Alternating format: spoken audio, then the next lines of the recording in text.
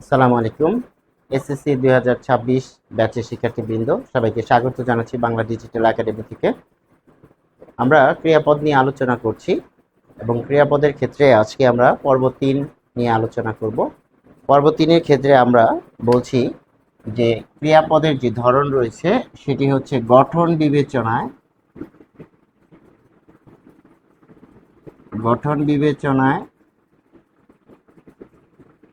ক্রিয়াপদ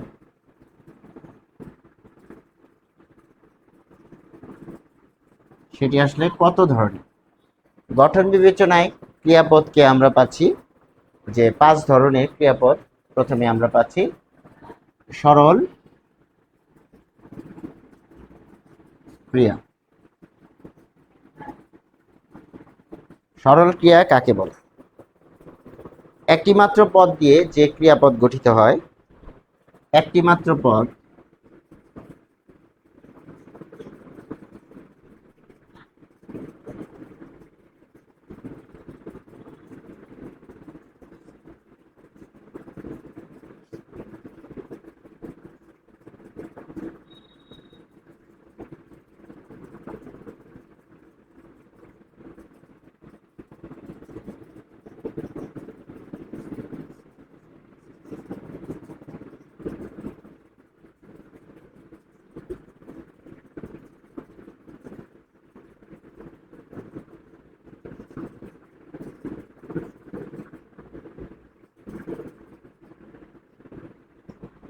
একটি মাত্র পদ দিয়ে যে ক্রিয়াপদ গঠিত হয় তাকে সরল ক্রিয়া বলে।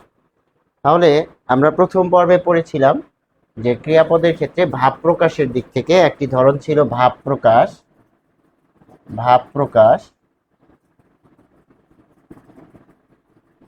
আরেকটি ধরন ছিল কর্মপদের ভিত্তিতে। এটি হচ্ছে 3 ধরনের, এটি হচ্ছে 2 ধরনের।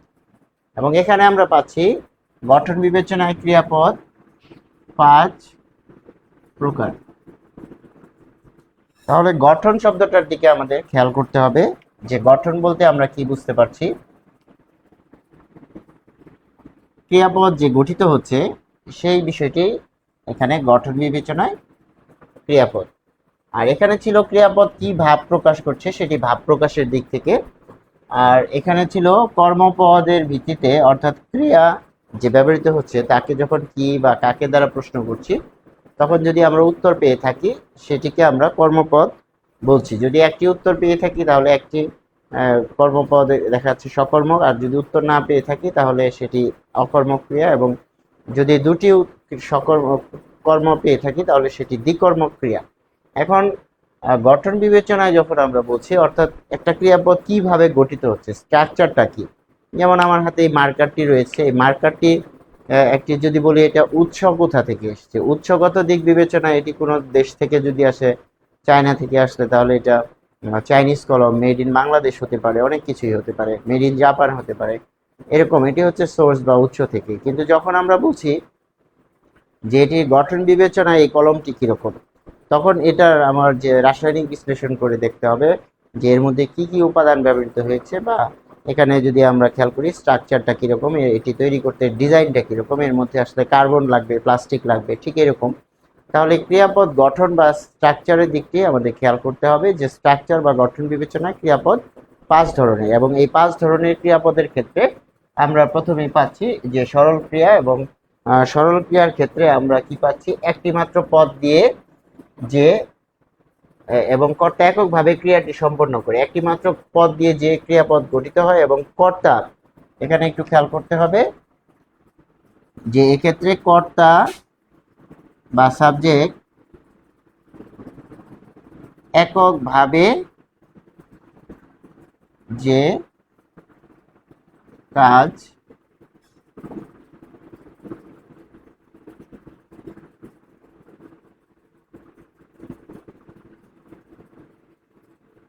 সম্পন্ন করে তাকে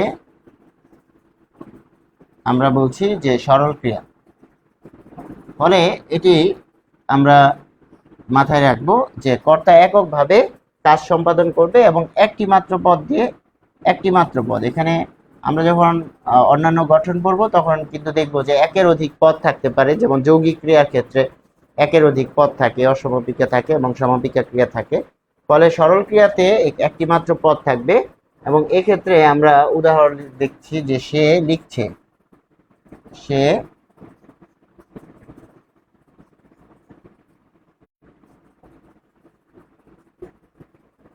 সে লিখছে। এই যে সে লিখছে সেটি যখন বলছি, সেটিকে আমরা কি পাচ্ছি যে একটি মাত্র কর্তা এখানে পাচ্ছি এবং একটি মাত্র ক্রিয়া এখানে পাচ্ছি। ফলে এটি হচ্ছে সরল ক্রিয়ার উদাহরণ। এবং আরো লিখছি, আরো পাচ্ছি যে ছেলেরা মাঠে খেলছে, ছেলেরা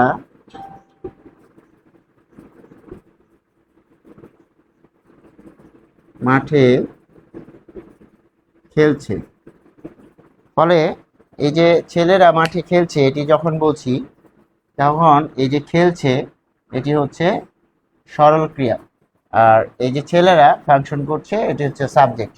ফলে সাবজেক্ট বা কর্তা এখানে ফাংশন করছে এককভাবে এবং একটি মাত্র পদ। এখানে যে ক্রিয়াটি অর্থাৎ লিখছে, যে কাজটি করছে, এটি মাত্র, এটি খেয়াল করতে হবে যে এটি একক পদ।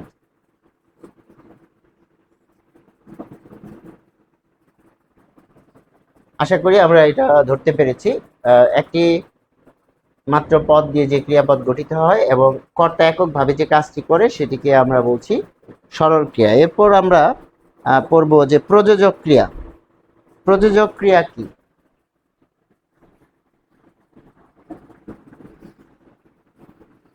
প্রযোজক ক্রিয়া আমরা খেয়াল করব।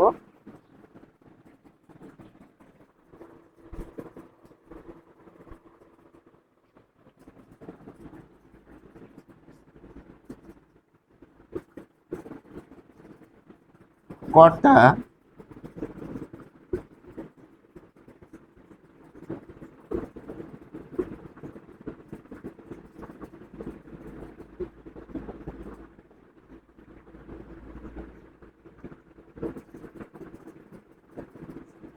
কর্তা অন্যকে দিয়ে কাজ করালে তাকে প্রযোজক ক্রিয়া বলে।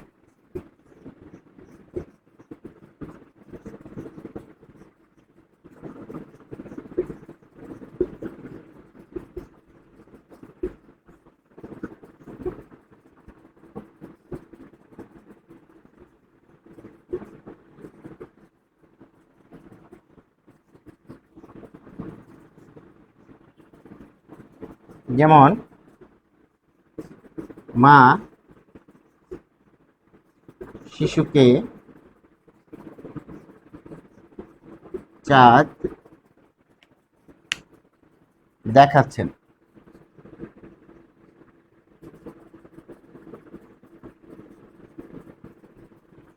এখানে আমরা কি পাচ্ছি? মা শিশুকে চাঁদ দেখাচ্ছেন। এই যে এটিকে দেখাচ্ছেন, এটিকে আমরা যদি বিশ্লেষণ করি তাহলে আমরা কি পাবো? দেখ ধাতু বা ক্রিয়ামূল যোগ আ। এরপর আমরা পাচ্ছি যোগ ছেন বিভক্তি, ক্রিয়া বিভক্তি। ফলে এখানে যে চ আসলো এটি সন্ধির নিয়মে আসছে, ব্যঞ্জন সন্ধির নিয়মে এসেছে। যে এখানে স্বর, এরপর যদি ছ রয়েছে, যেহেতু এখানে স্বর এবং ছ রয়েছে, ফলে এটি মিলে এই চ এবং ছ হবে। ফলে বানানটি আমরা এখানে পাচ্ছি চ ছ দিয়ে, কিন্তু মূল যে স্ট্রাকচার সেটি যদি আমরা গঠন করি তাহলে আমরা দেখতে পারবো যে এখানে দেখ যোগ আ যোগ ছেন, দেখ যোগ আ যোগ ছেন, দেখাচ্ছেন। ফলে এটি হচ্ছে ক্রিয়ামূল বা ধাতু। আর এখানে আমরা জানি যে সাধিত ধাতু বলে একটা বিষয় রয়েছে, যে মৌলিক ধাতুর পরে যদি এখানে স্বরে আ থাকে তাহলে সেটি প্রযোজক ধাতুর সাধিত ধাতু হবে, এবং সাধিত ধাতুর একটি অংশ হচ্ছে প্রযোজক ধাতু বা প্রযোজক ক্রিয়া। সাধিত ধাতু যুক্ত হয়ে প্রযোজক ক্রিয়া গঠন করে। ফলে প্রযোজক বলতে বোঝানো হচ্ছে যে নিজে কাজ করছে না, অন্যকে দিয়ে করাচ্ছে। যেমন সিনেমা যখন নির্মাণ হয় তখন এখানে কি থাকে? যে একজন প্রযোজক থাকে, প্রযোজক থাকে এবং এই প্রযোজক কিন্তু ফান্ড ম্যানেজমেন্ট করে। অর্থাৎ একটা সিনেমা যখন তৈরি হয়, সেই সিনেমা তৈরি হওয়ার পেছনে যে অর্থলগ্নি করে সেটি প্রযোজকরা করে থাকেন এবং প্রযোজনা প্রতিষ্ঠান করে থাকেন, এবং তারা যে টাকা দেন সেই টাকা দিয়ে কিন্তু যারা অভিনয় শিল্পী আছেন, ডিরেক্টর আছেন, তারপর অন্যান্য যারা জড়িত আছেন সিনেমার সাথে, তাদের পারিশ্রমিক দেওয়া হয়। এবং এই যে কাজটা তারা করলেন, করার পরে তারা নিজেদের কাজটি বুঝে নেন এবং এটি বুঝে নেওয়ার পরে তারা সেটি কিন্তু সিনেমা হলে পাঠান এবং ব্যবসা করে সেই টাকা তুলে নেন এবং লাভটাও তুলে নেন। এই বিষয়টিকে আমরা আরেকটি বিষয় সাথে তুলনা করতে পারি, যেমন ফ্রিল্যান্সিং।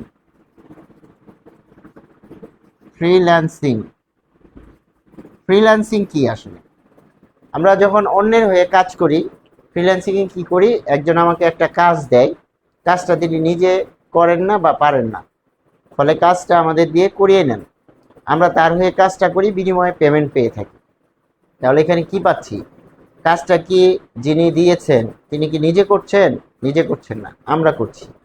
তার মানে নিজে কাজ না করে অন্যকে দিয়ে করানোটা হচ্ছে প্রযোজনা। ফলে যে ক্রিয়া প্রযোজনা সম্পাদন করে সেই ক্রিয়াকে বলা হচ্ছে প্রযোজক ক্রিয়া। আশা করি আমরা বুঝতে পেরেছি। প্রযোজক ক্রিয়া তাহলে বোঝাচ্ছি যে মা শিশুকে চাঁদ দেখাচ্ছে, অর্থাৎ মা চাঁদ দেখছেন না, মা চাঁদ দেখাচ্ছেন। তারপর আমরা আরো বলতে পারি সাপুড়ে সাপ খেলাচ্ছেন। আরেকটি উদাহরণ আমরা এখানে দেখাবো যে সাপুড়ে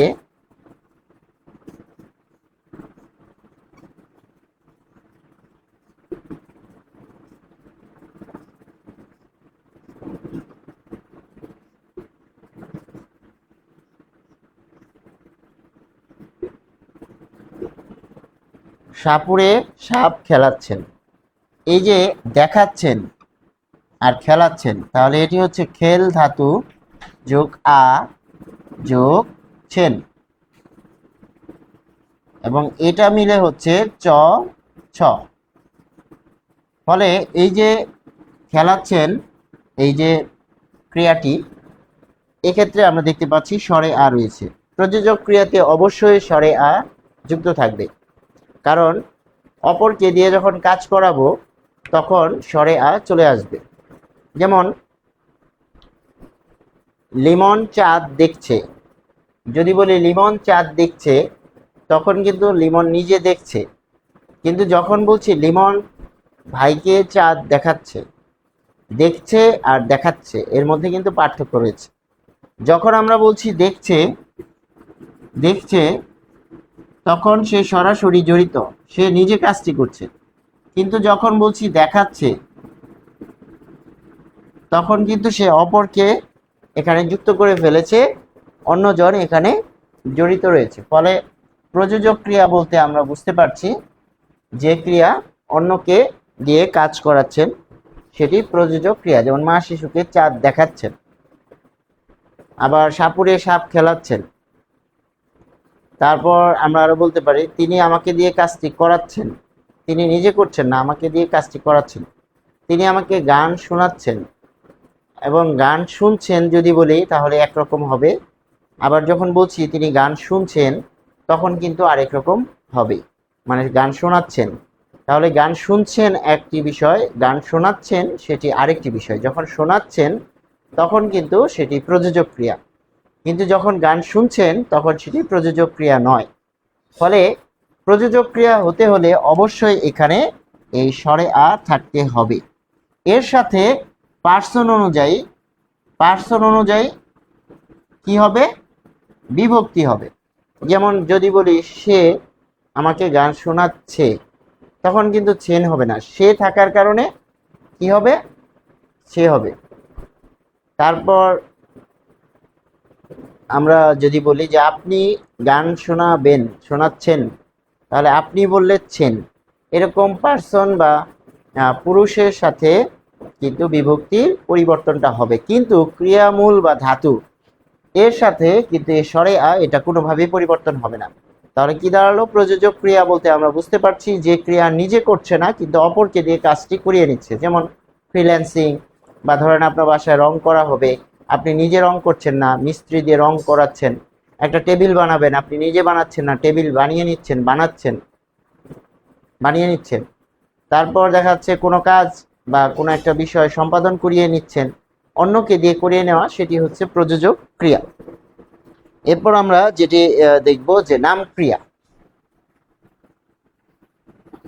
দুইটি গেল, এখানে আমরা দেখব যে নাম ক্রিয়া আসলে কাকে বলে এবং কেন নাম ক্রিয়া বলা হচ্ছে।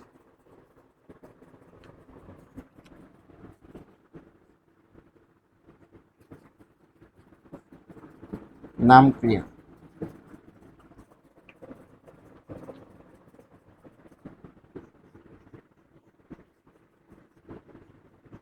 বিশেষণ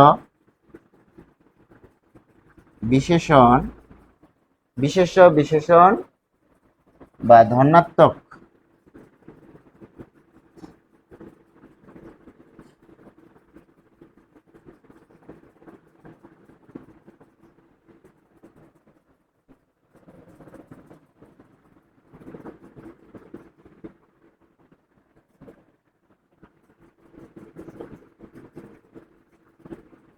শব্দের শেষে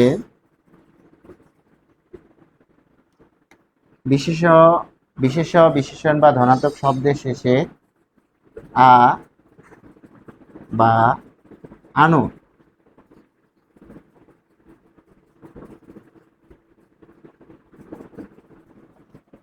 বিশেষণ বা ধনাত্মক শব্দের শেষে আ বা আনো কি হচ্ছে? আ বা আনুযুক্ত হয়ে যে ক্রিয়া গঠিত হয়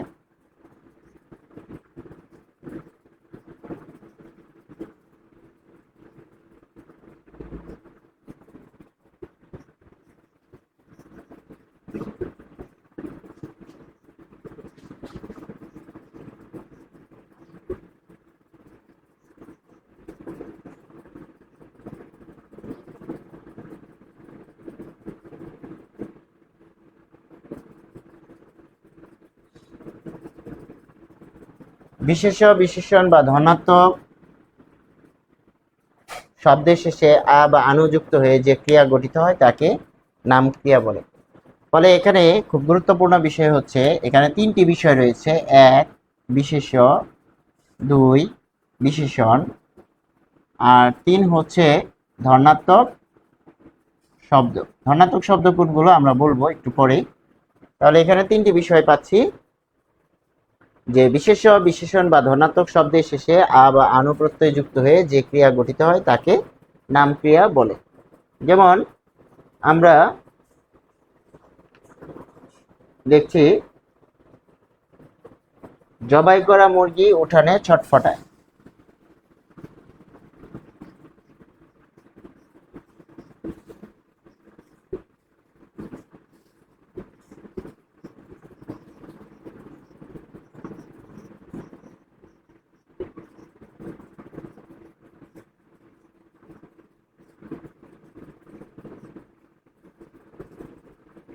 জবাই করা মুরগি উঠানে ছটফটায়। ফলে এখানে কি পাচ্ছি? ছটফট,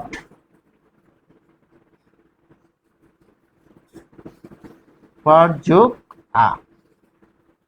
ফলে ছটফট যোগ আ, এটি মিলে হচ্ছে ছটফটায়, ছটফটা। এখানে কিন্তু স্বরে আকার হিসেবে রয়েছে, এটি বোঝাচ্ছে আ রয়েছে। বিদ্যুৎ চমকায়,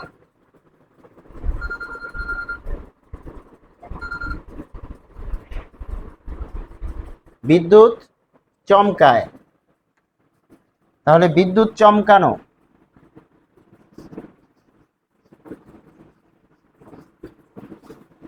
আকাশে বিদ্যুৎ চমকাচ্ছে। তাহলে চমক যোগ আ, আমরা এখানে পাচ্ছি চমক যোগ আ, চমকাচ্ছে। এরপর হচ্ছে ছে। ফলে এখানে কিন্তু আমরা পাচ্ছি চমক শব্দটি পাচ্ছি এবং এই চমক শব্দের পরে কিন্তু সরেয়া পাচ্ছি। তার মানে একটি বিশেষ্য শব্দ আসতে পারে, বিশেষণ শব্দ আসতে পারে এবং ধনাত্মক শব্দ আসতে পারে।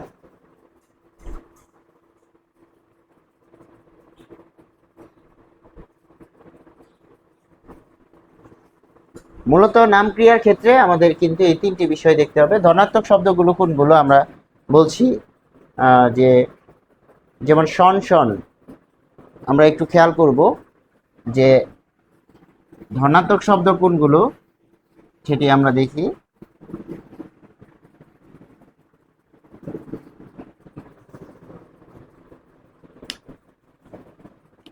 যেমন শন শন, অনুভূতিজাত,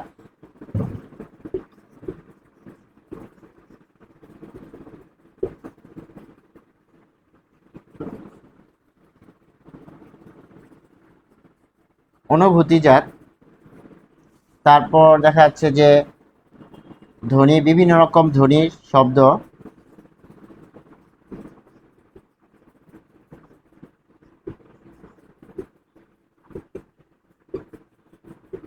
অনুভূতিজাত শব্দ কিরকম, যেমন ছম ছম, এটি আপনি দেখতে পারবেন না কিন্তু অনুভব করতে, ভয়ে গা ছমছম করছে, ভয়ে গা ছমছম করছে। বিভিন্ন রকম ধ্বনির শব্দ, যেমন শন শন, শন শন। তারপর বৃষ্টি পড়ছে, টাপুর টুপুর, টাপুর টুপুর। বিভিন্ন প্রাণীর যে ডাক রয়েছে সেগুলো কিন্তু ধনাত্মক শব্দ বা ধনাত্মক অব্যয়ের মধ্যে পড়েছে। যেমন কোকিলের ডাক কুহু কুহু, ঘোড়ার ডাক, তারপর হাতির ডাক, এরকম অনেক ধরনের যে ধ্বনির সুর রয়েছে সেগুলো হচ্ছে ধনাত্মক শব্দ। এবং এরপর যখন আমরা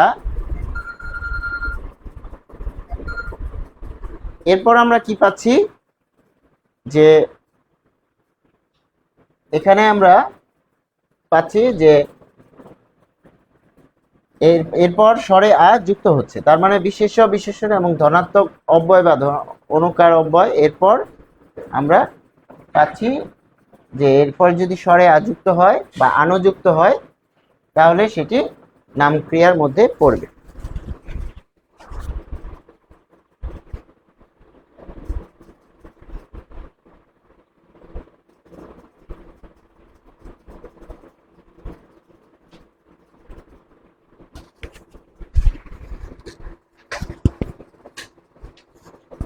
আশা করি আমরা বিষয়টি বুঝতে পেরেছি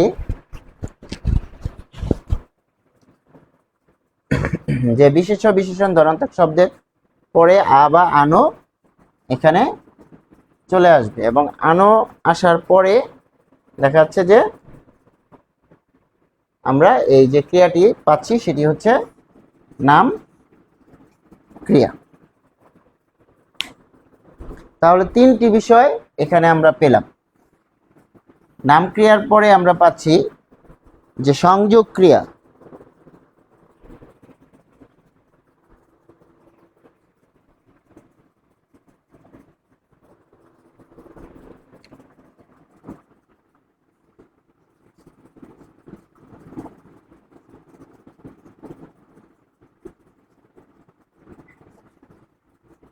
সংযোগ ক্রিয়াটা কি? সংযোগ ক্রিয়া হচ্ছে বিশেষ্য, বিশেষণ, ধনাত্মক শব্দের শেষে করা, শব্দের শেষে করা, কাটা, তারপর আমরা আরো পাচ্ছি দেওয়া,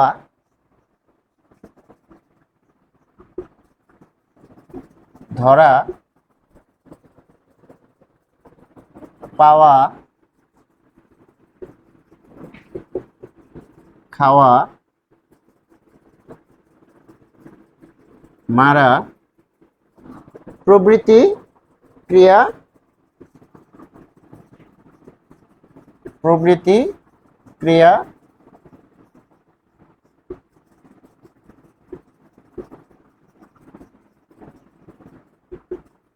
যুক্ত হয়ে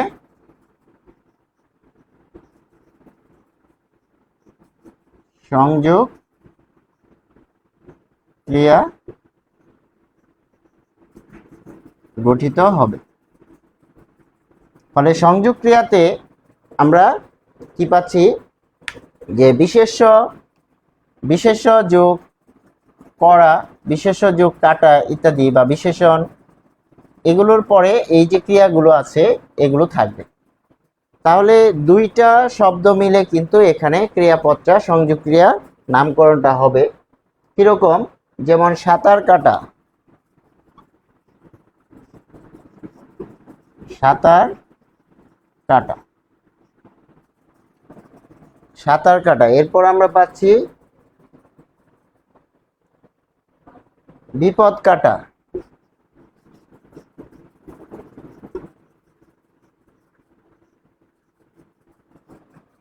সাঁতার কাটা, বিপদ কাটা। তাহলে এখানে আমরা পাচ্ছি কাটা, এবং এই কাটা শব্দটি বা ক্রিয়াপদটি এটা কিন্তু ক্রিয়া, এটিও ক্রিয়া। এই ক্রিয়া কোথা থেকে আসলো?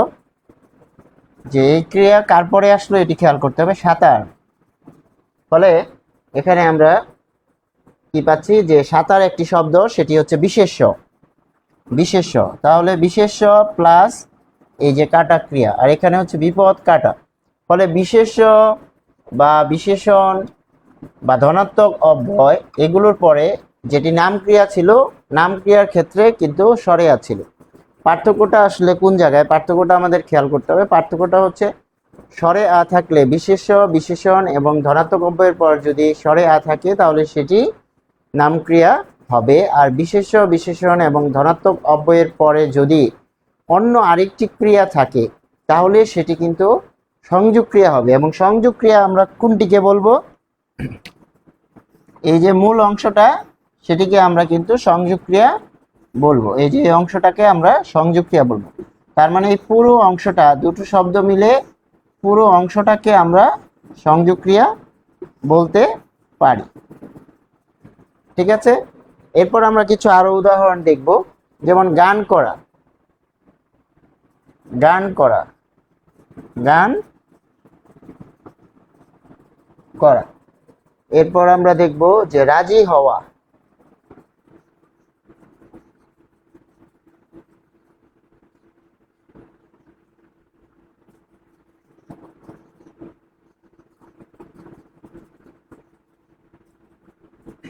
রাজি হওয়া, বড় হওয়া।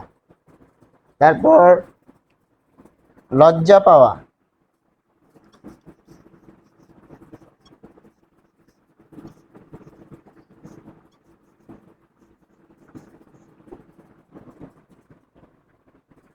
লজ্জা পাওয়া।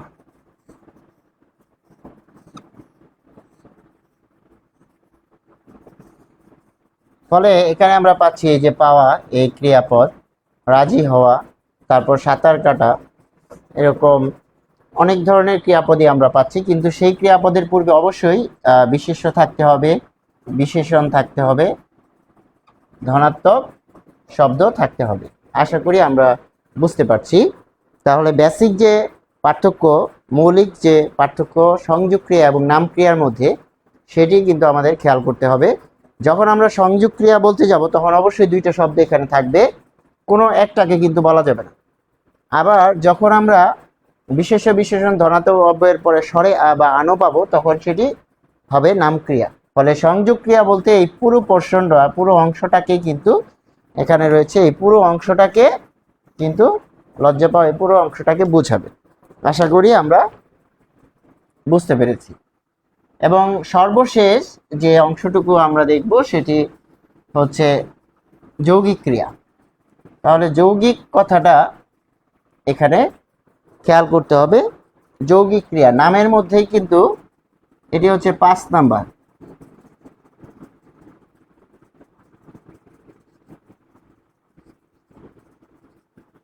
যৌগিক ক্রিয়া,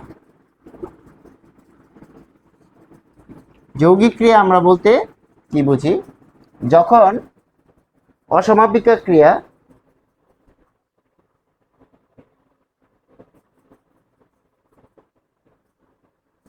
অসমাপিকা ক্রিয়ার সাথে অসমাপিকা ক্রিয়ার সাথে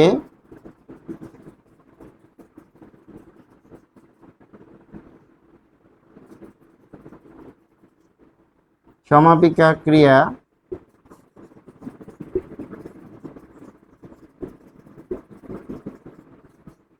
যুক্ত হয়ে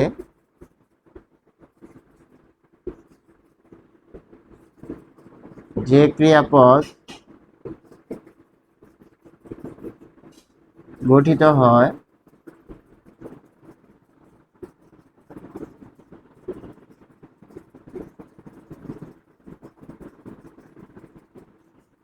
যৌগিক ক্রিয়া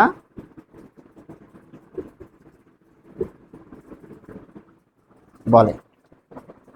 তাহলে যৌগিক শব্দটা খেয়াল করতে হবে, মৌলিক আর যৌগিকের মধ্যে পার্থক্য কি। আমরা মৌলিক সংখ্যা যদি বলি যে 2 একটি মৌলিক সংখ্যা, 3 একটি মৌলিক সংখ্যা, কিন্তু 4 কিন্তু মৌলিক সংখ্যা না। একে ভাঙলে আমরা 2 পাবো, আবার 2 পাবো, 2 দুগুণে 4। তাহলে যে ক্রিয়া অবশ্যই একাধিক থাকবে সেটি সমাপিকা, এর মধ্যে আবার একটি সমাপিকা থাকবে এবং একটি অসমাপিকা থাকবে, সেটি হচ্ছে যৌগিক ক্রিয়া। খেয়াল করতে হবে, আমরা উদাহরণ দিলেই বিষয়টি স্পষ্ট হবে। যে কমে আসা বন্যার পানি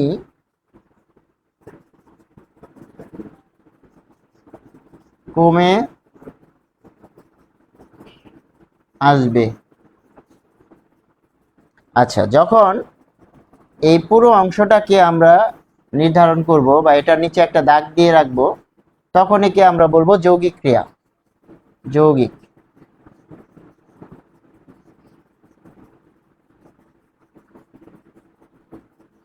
কিন্তু যদি শুধু এইটুকু আসে, এটার নিচে দাগ দিয়ে দেয় কমে, তখন কিন্তু আমরা বলবো এটি অসমাপিকা ক্রিয়া। অসমাপিকা ক্রিয়া গঠনের ক্ষেত্রে এই বিভক্তি কাজে লাগে। তাহলে এখানে কম যোগ এ থাকবে। ফলে আমরা কি পাচ্ছি, যে বন্যার পানি কমে আসবে বা কমে এসেছে যখন বলছি, তাহলে কমে যখন দুইটাকে আমরা চিহ্নিত করব তখন সেটি হচ্ছে যৌগিক ক্রিয়া।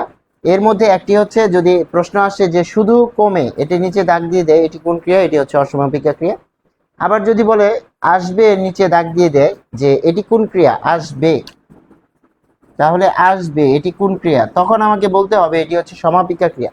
তার মানে এখানে একটা প্রশ্ন আছে, এখানে একটা প্রশ্ন আছে, আর এই দুটো অংশ মিলে আরেকটা প্রশ্ন আছে, যেটিকে আমরা 3 দিয়ে নির্ধারণ করেছি। তার মানে 3টি প্রশ্ন কিন্তু এই অংশে আছে। যখন যৌগিক ক্রিয়া বলবো, যৌগিক মানে কিন্তু মৌলিক নয়। মৌলিক মানে কি, যেটিকে আপনি ভাঙতে পারবেন না। আর যৌগিক মানে হচ্ছে যেটিকে আপনি ভাঙতে পারবেন, বিশ্লেষণ করতে পারবেন, একের অধিক বিষয় থাকবে। ফলে যৌগিক ক্রিয়া বলতে স্পষ্টতই বোঝা যাচ্ছে যে একের অধিক ক্রিয়া থাকবে, এবং এই একের অধিক ক্রিয়ার মধ্যে যদি একটি আবার অসমাপিকা ক্রিয়া থাকে এবং একটি সমাপিকা ক্রিয়া থাকে, তাহলে সেটি যৌগিক ক্রিয়া। আমরা আরো কিছু উদাহরণ দেখব।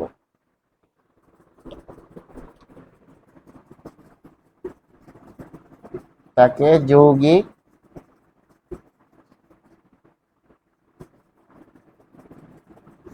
ক্রিয়া বলে। আমরা আরো উদাহরণ দেখব। সরে দাঁড়ানো, তিনি নির্বাচন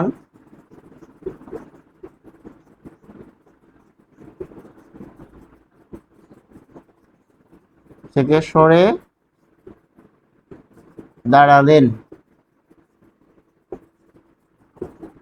নির্বাচন থেকে সরে দাঁড়ালেন, যখন বলছি সরে দাঁড়ালেন, এই পুরো অংশটাকে কিন্তু আমরা বলবো যৌগিক ক্রিয়া।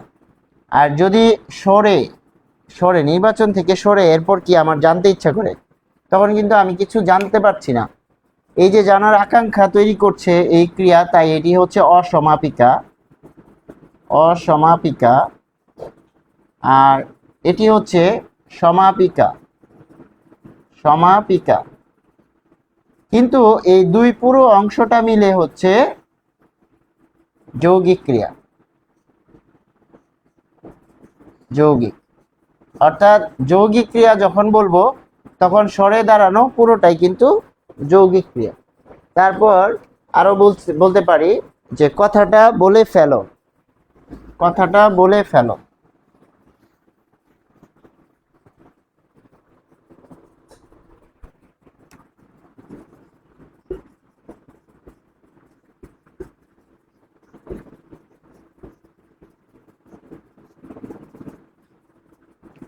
কথাটা বলে ফেলো, এই যে বলে এরপর ফেলো। তাহলে এখানে হচ্ছে এটি অসমাপিকা ক্রিয়া, এটি সমাপিকা ক্রিয়া, এবং এই দুটো মিলে হচ্ছে যৌগিক ক্রিয়া। আশা করি আমরা বুঝতে পারছি। এরপর আমরা বলছি চেপে রাখা। চেপে রাখা, সে কথা চেপে রাখতে, সে কথা চেপে রাখে। ফলে কথা চেপে রাখে যখন বলছি, এই পুরো অংশটার নিচে যখন আমরা আন্ডারলাইন করব তখন সেটি হচ্ছে যৌগিক ক্রিয়া। কিন্তু যখন শুধু চেপে অংশটুকু বলবো এটি হচ্ছে অসমাপিকা, আর এটুকু হচ্ছে সমাপিকা। ফলে এটি কিন্তু স্পষ্ট হচ্ছে যে ক্রিয়াপদ কিভাবে গঠিত হচ্ছে। তার মানে আজকে যে ক্লাসটি ছিল সেটি হচ্ছে ক্রিয়াপদের স্ট্রাকচার বা গঠন অনুযায়ী ক্রিয়াপদ কয় প্রকার। আমরা আবার বলছি যে সেটি হচ্ছে 5 প্রকার। প্রথমে রয়েছে সরল ক্রিয়া, একটি মাত্র কর্তা এবং একটি মাত্র ক্রিয়া থাকবে, যেমন সে খেলছে, এটি হচ্ছে সরল ক্রিয়া। এরপর আমরা পাচ্ছি প্রযোজক ক্রিয়া। প্রযোজক ক্রিয়া কি? যেটি অন্যকে দিয়ে কাজ করাচ্ছে এবং এই ক্ষেত্রে সরেয়া ক্রিয়ার সাথে যুক্ত থাকবে, যেমন মা শিশুকে চাঁদ দেখাচ্ছেন। এরপর আমরা পাচ্ছি যে নাম ক্রিয়া, এবং নাম ক্রিয়া কি হচ্ছে? বিশেষ্য বিশেষণ বা ধনাত্মক শব্দের পরে আমরা আ বা আনো পাচ্ছি, যেমন বিদ্যুৎ চমকানো, চমক যুগ আনো, বা চমকাচ্ছে, চমক যুগ আ যুগ ছে, তাহলে চমকাচ্ছে। আবার যখন বলছি যে সংযোগ ক্রিয়া, সংযোগ ক্রিয়া হচ্ছে বিশেষ্য বিশেষণ ধনাত্মক অব্যয়ের পরে কি হবে? যে করা, কাটা, পাওয়া, দেওয়া ইত্যাদি আরেকটা ক্রিয়া আসবে। তার মানে নাউন, অ্যাডজেক্টিভ এগুলোর পরে যদি আরেকটা ক্রিয়া আসে তাহলে সেটি সংযোগ ক্রিয়া। কিন্তু যদি দুটি ক্রিয়ায় আসে, এর মধ্যে একটি অসমাপিকা থাকে একটি সমাপিকা থাকে, তখন সেটি কিন্তু যৌগিক ক্রিয়া। আশা করি আমরা বুঝতে পেরেছি এবং আমাদের আজকের ক্লাসের মাধ্যমে যে পরিচ্ছেদ 21 নাম্বার পরিচ্ছেদ এর আলোচনা শেষ হলো, এবং পরবর্তী ক্লাসে আমরা নতুন একটি টপিক নিয়ে আসবো ইনশাআল্লাহ। সে পর্যন্ত সবাই যুক্ত থাকি। ধন্যবাদ। আসসালামু আলাইকুম।